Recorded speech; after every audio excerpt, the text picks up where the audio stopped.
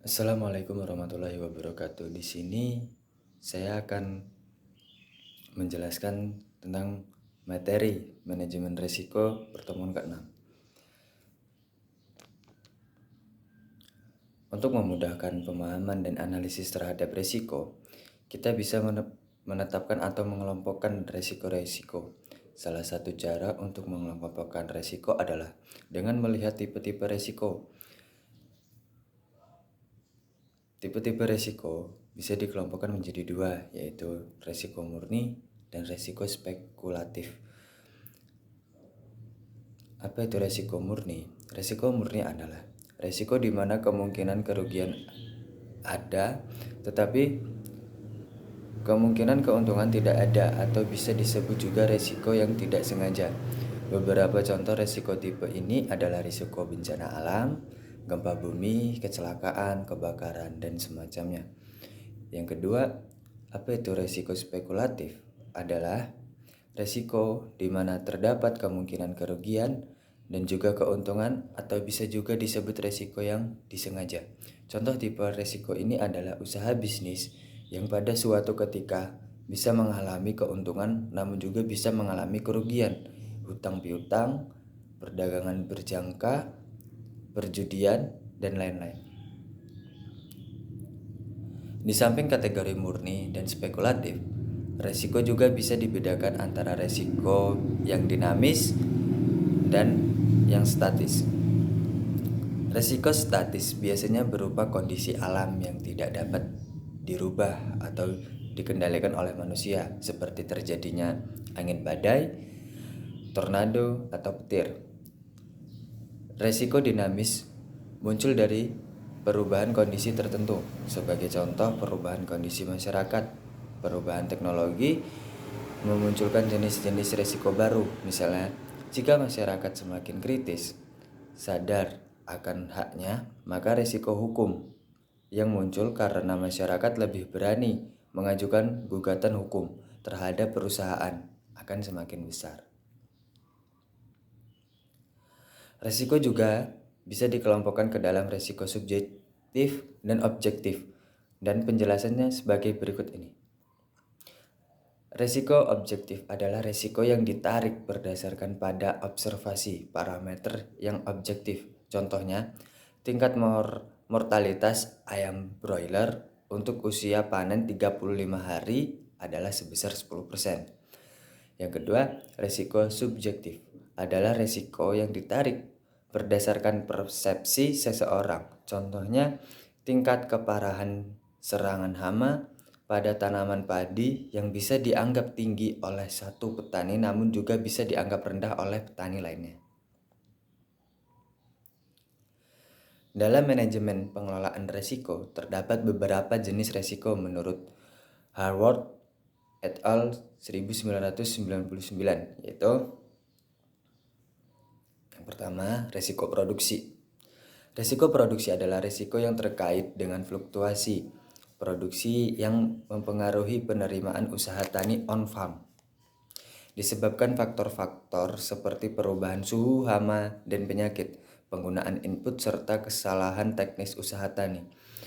Usaha pertanian merupakan usaha yang sering ditandai dengan variabilitas hasil produksi yang tinggi atau resiko yang tinggi. Jumlah pasti output yang dihasilkan dalam satu kali proses produksi hanya dapat diperkirakan di awal perencanaan. Tidak seperti usaha pabrik roti, di mana pada setiap awal produksi pengusaha sudah dapat memproduksi output yang dihasilkan dengan patokan kapasitas mesin yang digunakan dan input yang digunakan. Karena pada usaha pembuatan roti, hampir semua faktor dapat dikendalikan oleh pengusaha dalam agribisnis. Faktor-faktor seperti hama, cuaca, penyakit akan dapat menghalangi maksimalnya faktor produksi yang mungkin menyebabkan penurunan jumlah produksi, bahkan kerugian. Yang kedua, resiko harga dan resiko pasar. Resiko harga dapat disebabkan oleh perubahan harga produk atau harga input yang digunakan. Resiko ini muncul ketika proses produksi sudah berjalan. Kebutuhan input setiap periode terkadang memiliki harga yang berbeda, dan perubahan harga yang dihadapi oleh pelaku pertanian akan mempengaruhi minat serta kesediaan mereka untuk memproduksi suatu jenis komoditi. Selain itu, resiko harga atau pasar juga berkaitan dengan adanya perbedaan permintaan baik pada lini konsumen domestik maupun internasional. Yang ketiga, ada resiko keuangan atau kredit. Risiko keuangan merupakan dampak yang ditimbulkan oleh cara petani dalam mengelola keuangannya. Waktu yang cukup lama untuk proses produksi menimbulkan adanya risiko yang tinggi sebelum usahanya menghasilkan dan bisa dipasarkan. Namun kondisi keuangan petani sudah tidak lagi kondusif. Permasalahan